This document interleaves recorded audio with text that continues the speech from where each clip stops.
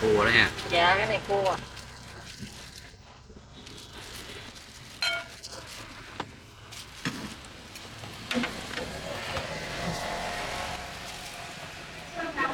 Ủa nè.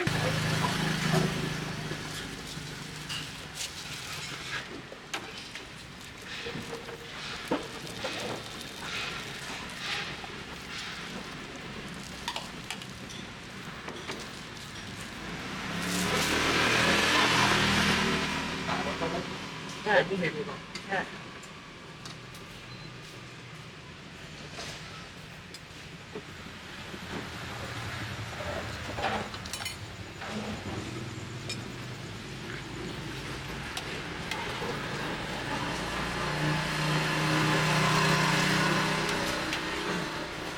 Mình bán lúc mấy giờ? Dạ cỡ 6 giờ mấy anh, cỡ 6 giờ rưỡi rồi. Dạ, anh bán tới chiều thôi. 6 rưỡi sáng à? Dạ. Ồ, bán nguyên ngày luôn. Dạ bán nguyên ngày.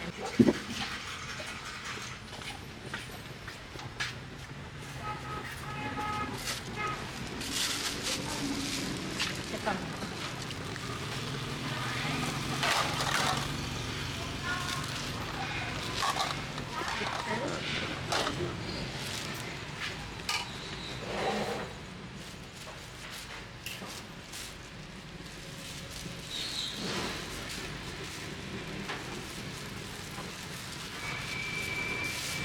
Bán lâu chưa? dạ bán cũng có 7-8 năm nè. Dạ. Bán hồi năm 2018 nữa nha.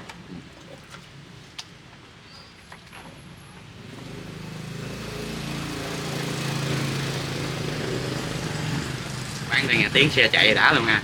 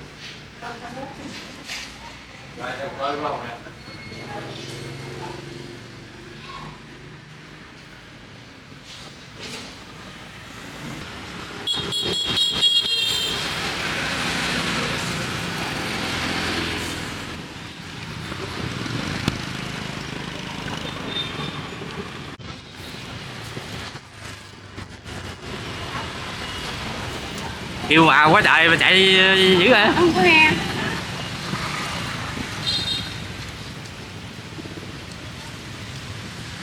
Đâu? Hả? Dạ đang gần tới rồi. Có gửi cuốn mình đang chuẩn bị xuống tới hả? Đứng chờ em đi. Đứng chờ em đi em xuống liền, em đang bán cái này em xuống liền. Dạ dạ, xuống liền nè. Tới rồi.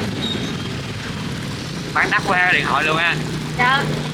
Bán chỗ sao đi em chậm chuyện hết rồi. Cay kìa. Rồi bán ở đâu chị? Bán chợ. Chợ nào? Là cái sao mình nè. Cái sao á? Giờ mới đi đó hả? Về nó đi.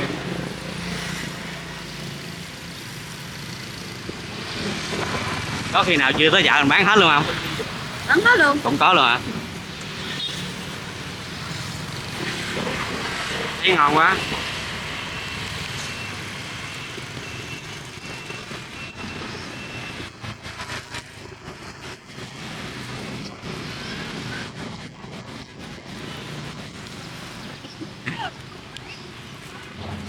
Với bột chè nữa. Dạ. Gần nhiêu đây đem đi vòng vòng chợ họ bán hết à. Dạ. Ăn thử đi ngon lắm. Bán lâu chưa vậy? Mấy 20 năm rồi. Dạ. Ngày là đạp từ nhà tới chợ vậy đó ha. Dạ nhà em cầu Bà Lớn nè. À cũng gần.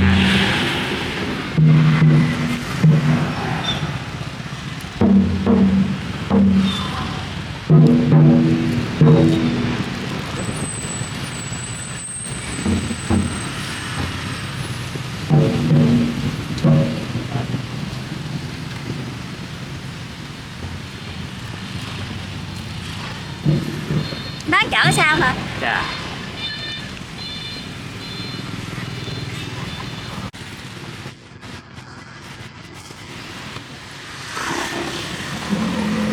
Nào có vẻ cái ăn vô có biết. Dạ.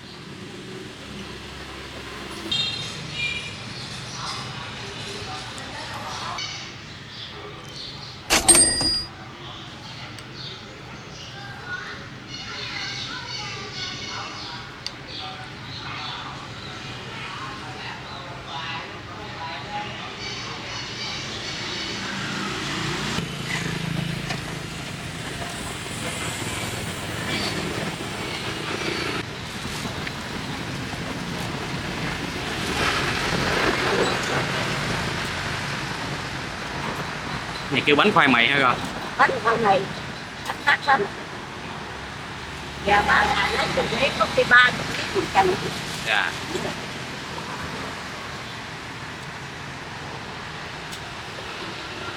Bánh chuối trái thì chuối nếp. Chưa có hành chuối nếp. Nếp bán ít bữa nó cái nước được.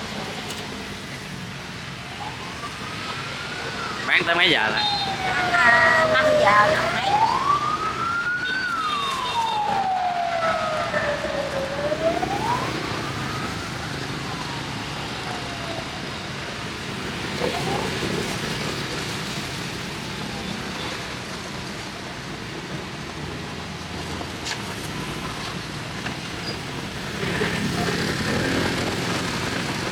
Lấy cây gấp cho đỡ nóng tay.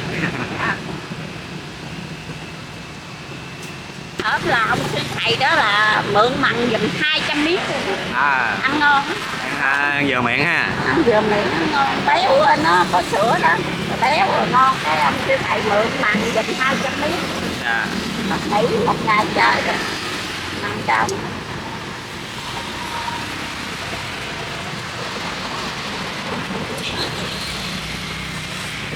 Chay mặn đều dùng được ha. Dạ.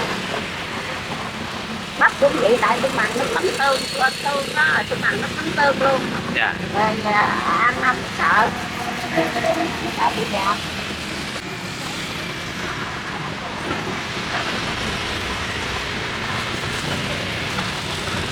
Bán lâu chưa con? Năm mấy rồi. Dạ. Bóc tay gì luôn hả? Nóng không? Không. Biết quen rồi. Dạ. Lâu rồi. Phải rồi.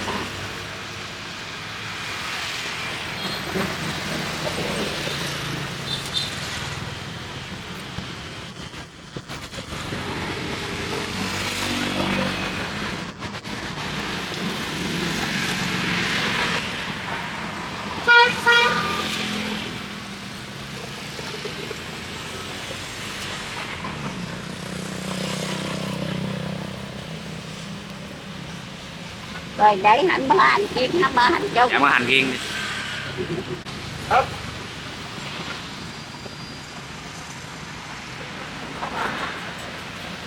Có Thế nào quay cà na luôn. À. Mạng luôn.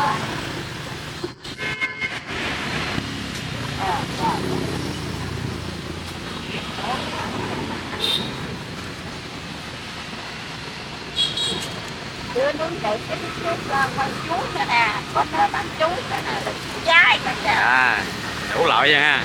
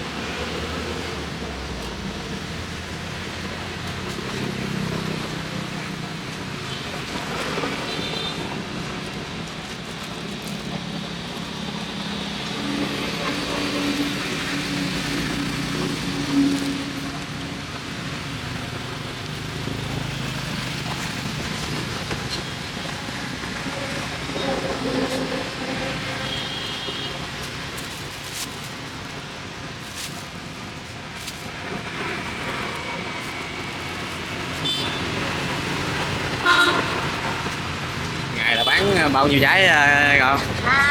Bây giờ thì bán hơi chậm, chứ một lần bán 40-50 trái rồi. Dạ. Một lần bây Dạ, giờ chậm bán hơn ha. mười mấy 20 trái à. Mua vậy mình bấm cái gì đó bán ăn, bấm hết rồi ăn. Được lắm, một lần bán được lắm.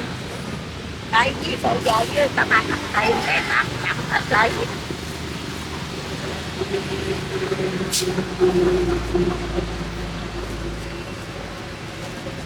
Rồi cô cầm.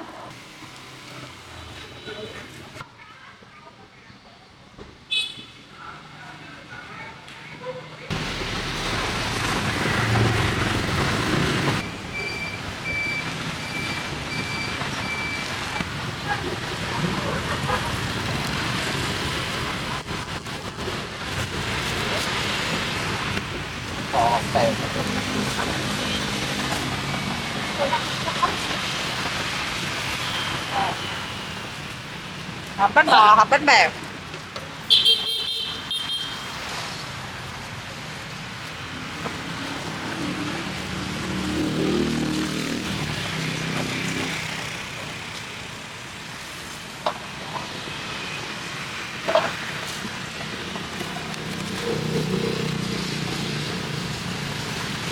Làm cho ảnh trước đi, làm theo sao.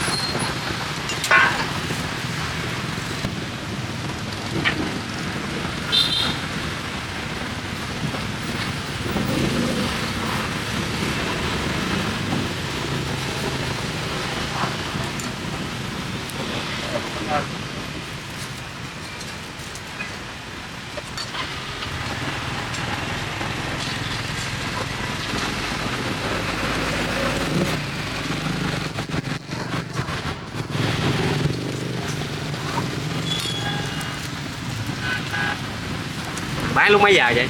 2 giờ chị ra đi bán. Nào hết thôi ha. Hết thôi. Chỉ nhiều à? Hộp chỉ 10.000. Tại nghĩ nó cũng gì. Rồi, cảm ơn nha. Ủa bây giờ còn xả khoai mì với chị? Chị ra khoai mì nè. Đang có chị.